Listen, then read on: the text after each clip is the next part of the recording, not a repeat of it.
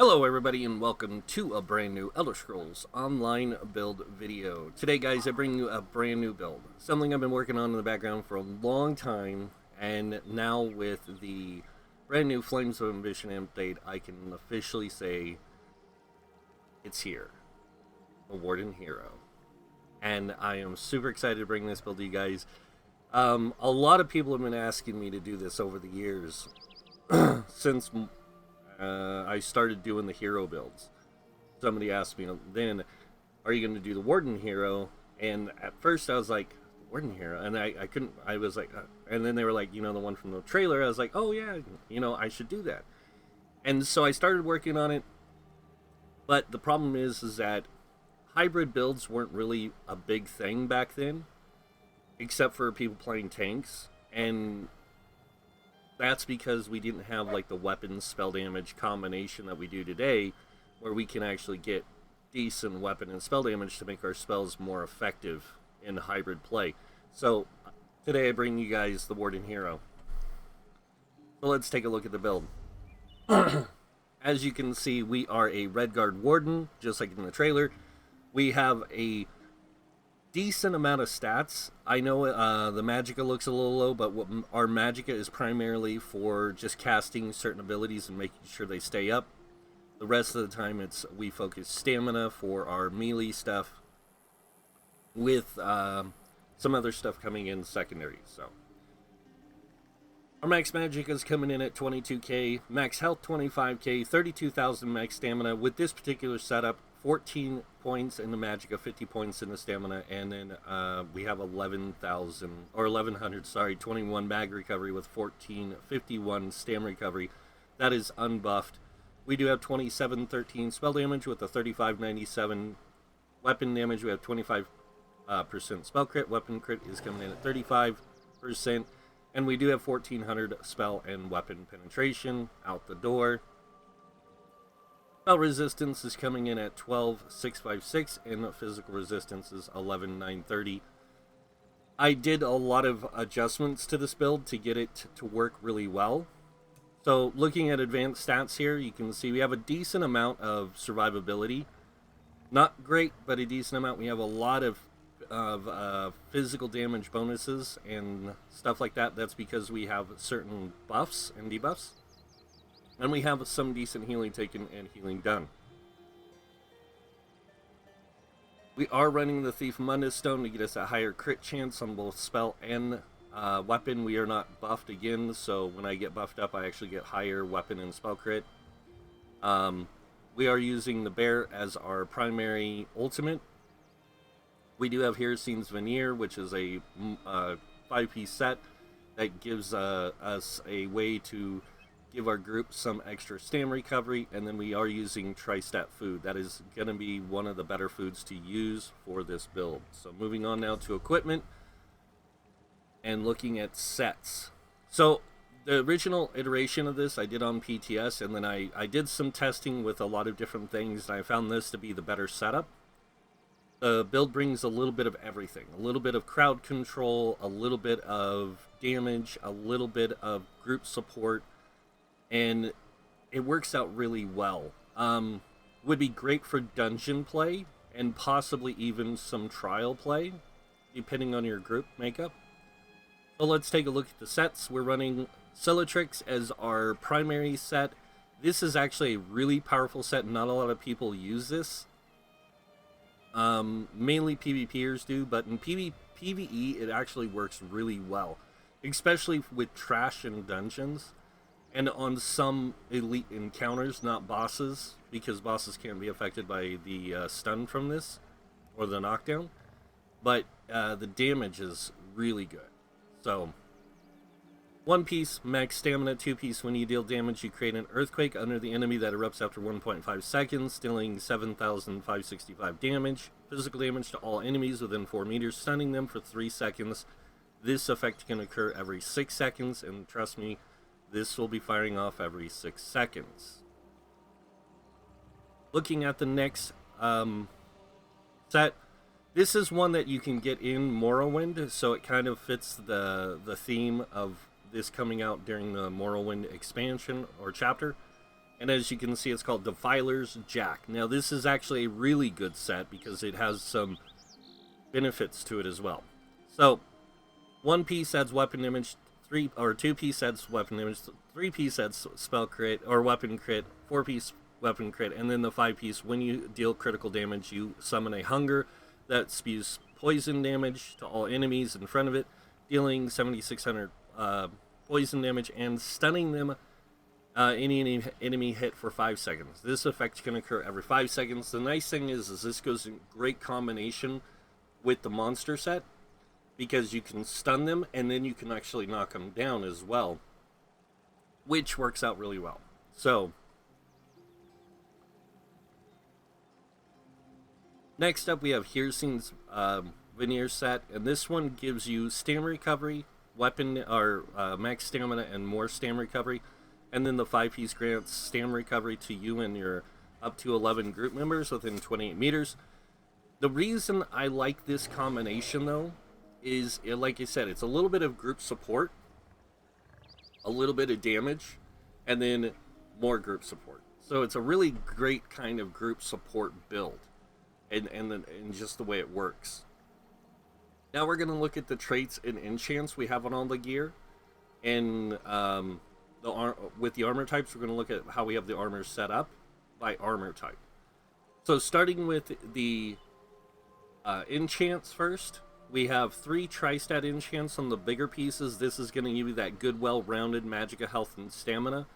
On the smaller pieces, we are running 4 max stamina enchants. This is to maximize our stamina pool to give us that greater damage to our stamina abilities. And the little bit of extra health we get from these also will play into this build really well. So just pointing out. Now moving on to traits. Smaller pieces, we're running 4 divines. This is going to maximize our Mundus Stone use. On the head and legs, we are using Invigorating. This is to give that higher health or magicka and stamina recovery by a little bit, but it does that up. And then on the chest and legs, we're running Invigorating. On the helm, we're running Reinforced to maximize our survivability with resistance. Moving on to the armor type. So Defilers comes in medium, so all 5 pieces of Defilers is going to be medium. The shoulders are going to be light, and the helm is going to be heavy. And that's because this is the bigger piece between the two of the monster set that you can get resistance out of. So reinforcing the heavy piece is always going to be best. And then going divines, of course, I already mentioned that, but yeah. Moving on to the jewelry now. We are running 2 Tri-Rune rings. This is going to maximize our max magicka, stamina, and max health. The 2 enchants we have here are also weapon damage to maximize our weapon damage capabilities, because we want that higher weapon damage. We primarily use our magicka for support capabilities, so... And then the necklace, we are running a infused mag recovery. This is going to give us a higher mag recovery overall. It's going to give us that greater use of magic abilities without running out of resources, and that's really important. Alright, moving on to the weapons. The primary weapon we're using is a Hircing sword. This is going to be infused with frost damage. The reason for that is so that we get a greater chance of applying chilled status effect. This is going to help the group a lot. It's going to increase the damage we do against the enemies and everything. So, offhand, we are using a precise Hircing axe with an absorbed stamina.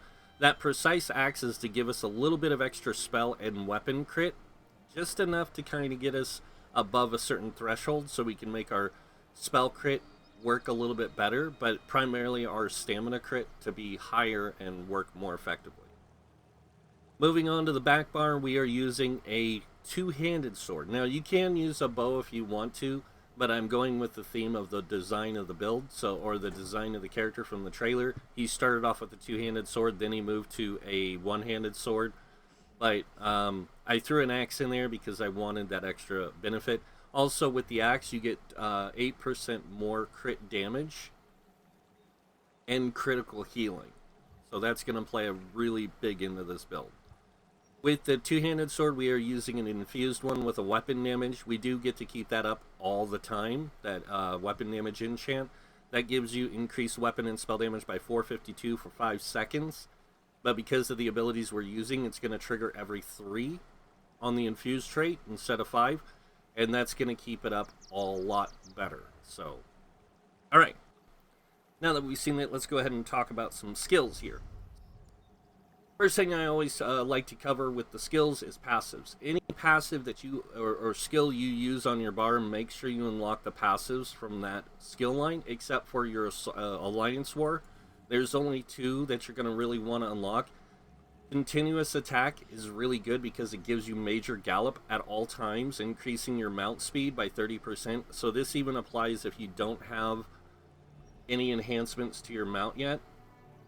You'll automatically get 30% movement speed, and then when you get it maxed out, you get a 90% movement speed with your mount. It actually goes insanely fast, so this is really good. And then with support, getting the magic aid, if you're using any of the support abilities, like Efficient Purge or even the Stalwart Guard, works out really well in group play. So getting that 10% mag recovery for having one of these slotted can help you out also. But when it comes to all your other passives, like weapon passives, dual wield, unlock them all, you know, the two-handed, the armor passives, all armor passives, unlock them all, because it's really important with the new changes, all of them. That's why my spell penetration wasn't as high. So this is really good to get that higher spell pen, spell crit, that kind of thing. And then the same thing with like your heavy armor passives, Juggernaut, giving you that 2% extra health can really help. And then also anytime you do a heavy attack, you get a little bit of resources back. You get 4% added to your 30% flat rate, so you get a 34% return of resources, which can help you out if you need resources doing heavy attacks. But yeah, just make sure anything else like world skills, guild skills, anything you use, you have the passives to back them up. Alright, so going over skills now, the ones we keep on our primary bar. On the front bar we have Blood Craze. Now this does damage up front, it does damage over time, and the damage grows. This does damage up front and damage over time, and it does a heal over time. So as soon as you hit with your first attack, it'll start healing you so much damage, or for so much health over the duration of 10 seconds for a maximum of 7,765, which kind of keeps you alive a little bit easier and saves you, and it saves you and your healer resources for spamming heals, so the healer doesn't have to do it as much. Next ability is Rapid Strikes. Now this does damage, really good damage over time. It stacks damage, so the more damage you do, the more powerful the ability gets as it hits.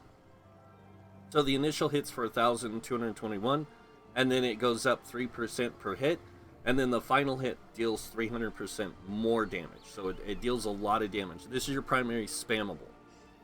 Next ability we're using is Razor Caltrops. Now we're using Razor Caltrops because it's an AoE damage over time. It's a very small amount of damage, but it also has some CC crowd control. It reduces movement speed by 50%.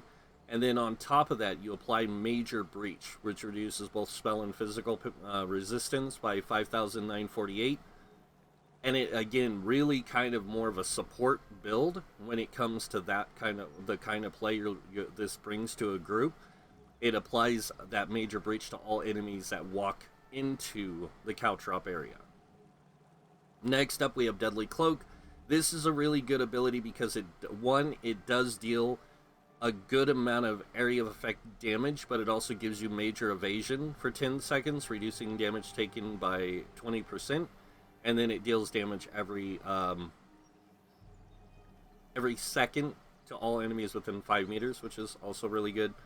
Next ability we have is another Alliance War support skill, or Alliance War combat skill, Echoing Vigor. Really good AoE heal. So you're going to keep this up pretty much non-stop. Every rotation you will cast this, mainly because it's a great way to support your healer, so they're not having to cast as many like heals and stuff, they can kind of relax a little, and it just helps out your group. Does heal for a lot over 10 seconds. So next up is our primary and only ultimate we will use, and that is the Wild Guardian, and that's because it deals damage up front, and it has a activation that deals damage, and then when you do that, it costs 75 ultimate. It deals 12,510 physical damage and deals 100% more damage to enemies below 25% health. It's great for when you get them into that execute phase. Moving on to the back bar. First ability we will be using is Carve. This is how we're going to keep our weapon damage enchant up. What it does is it deals damage up front. It deals extra damage over 10 seconds.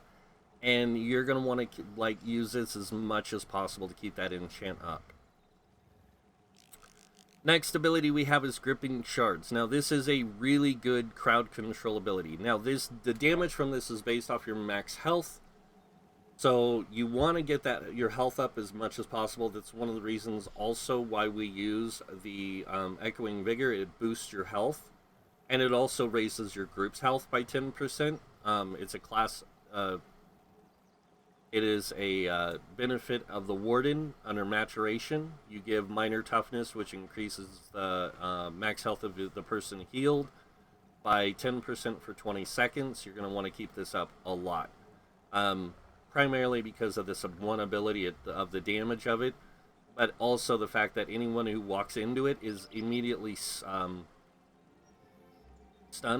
or immobilized for 3 seconds, and then they get reduced movement speed by 30%. But this also stacks, that reduced movement speed also stacks with the reduced movement speed from Razor Caltrops, which is also really good. Next ability we have is called Expansive Frost Cloak. This is a group buff. This buffs everybody's physical and spell resistance by 5,948. You're going to keep this up as well every time you get it. Every other rotation you're going to cast this to keep that buff up.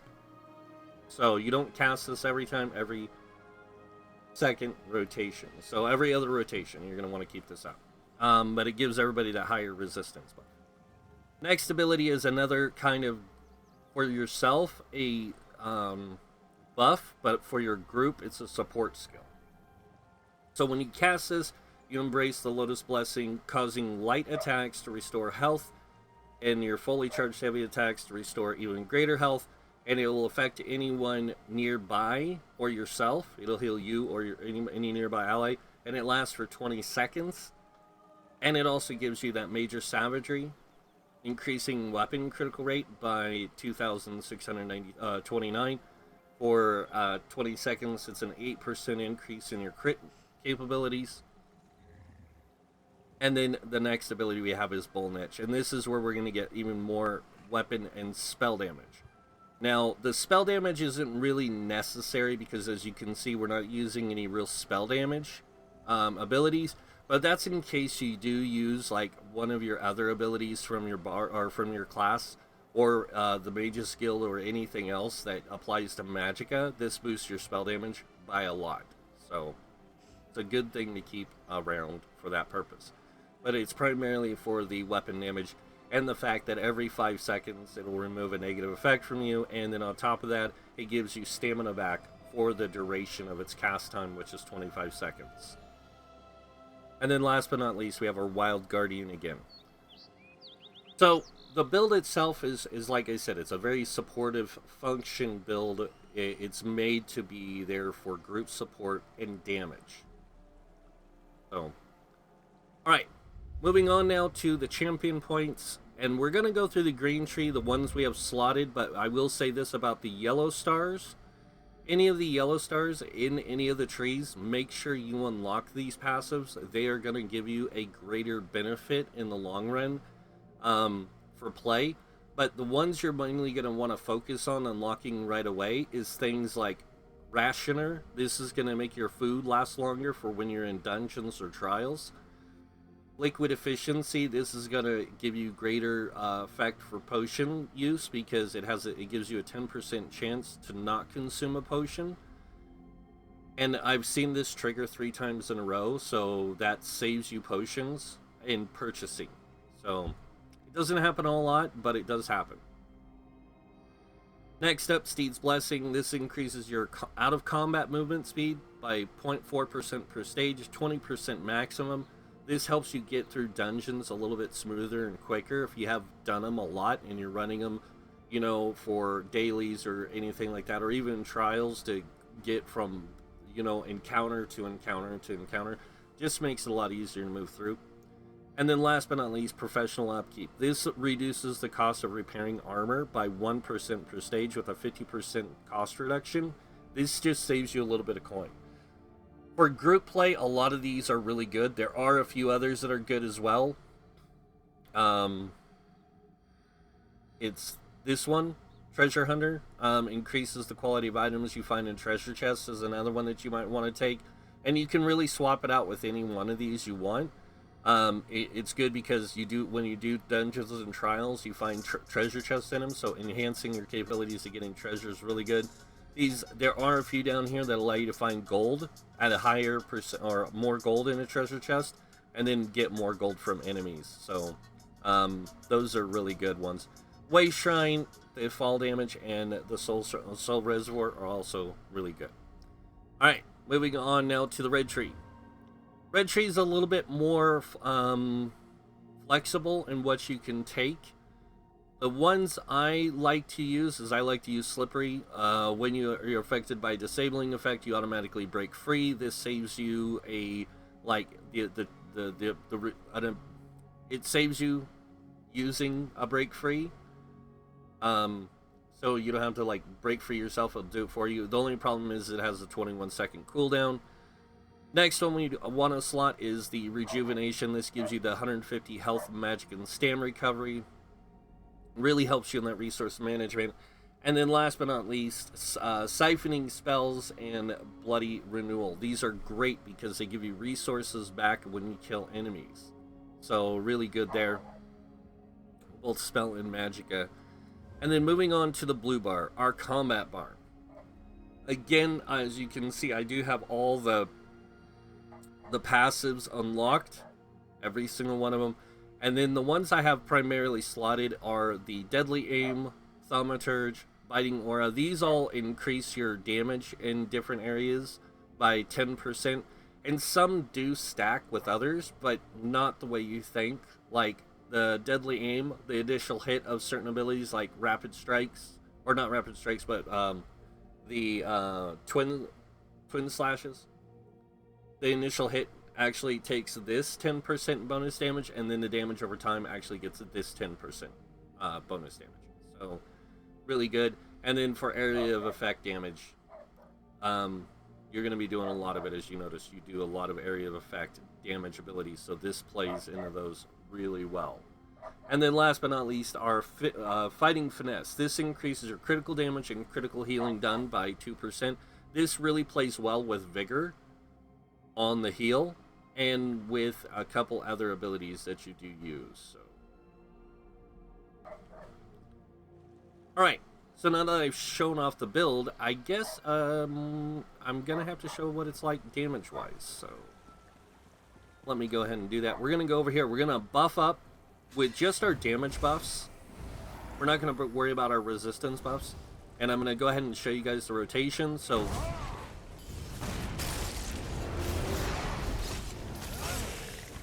I'm not going to go through it, I'm just going to show you it so you guys can see.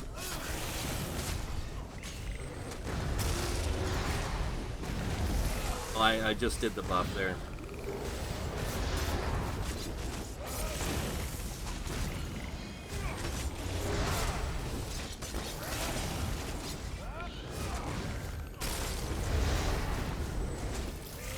I'm actually animation canceling a lot of the abilities. Primarily because of the, you don't have to like go through the full rotation or animation on the cast of the nets and stuff. So you can actually come out of those pretty quick. You just have to get the initial animation to start, get the effect, so. But as you can see, 34k DPS, almost 35. You can get this up to 40 or 50 in a, you know, if you can get the rotation down better, you can get it up to, 40k. It doesn't do a lot of damage, but it's not meant to. It is primarily meant for the purpose of group support. And then also and that's if you use the bear more often. If you use the bear off cooldown, every time it gets at 75, you pop it. It will increase your damage to 34,000. So it's really good for that purpose. I'm not going to take it into a dungeon to show it off. I'm just going to do this so you guys can see. And that is the Warden Hero, guys. It's a really fun build if you like playing more of the support role in group play, because it brings a lot of, like I said, group support. And the AoEs and the damage it does and all that kind of stuff really amplifies the capabilities this build has with crowd control. And like I said, it brings a lot of different kinds of support. So it brings crowd control with the CCs and stuff. It brings the damage it does. It brings the support through other things like buffs and debuffs, and also the heals. So it's a really good all-around build. And the nice thing is that because of the buffs that you use, you don't have to use a like spell power pot or anything like that. You can actually get away with using tripods, which are really good because it gives you that increased mag, stam, and health recovery when they're active. And it looks a little bit like this on the stat sheet. As you can see, 1622 mag recovery, 1780 spell stam recovery, and then your weapon and spell damage actually climbs pretty high along with your stats. So having that greater 28k stat helps with this ability's damage, because like I said, it's based off your max health. So, and then it has a greater chance of applying the chilled status effect as well, along with that front hand weapon, your main hand weapon, with abilities like Rapid Strikes and Blood Craze. They can help you keep up that the Frost enchant, keep the chilled status effect. So,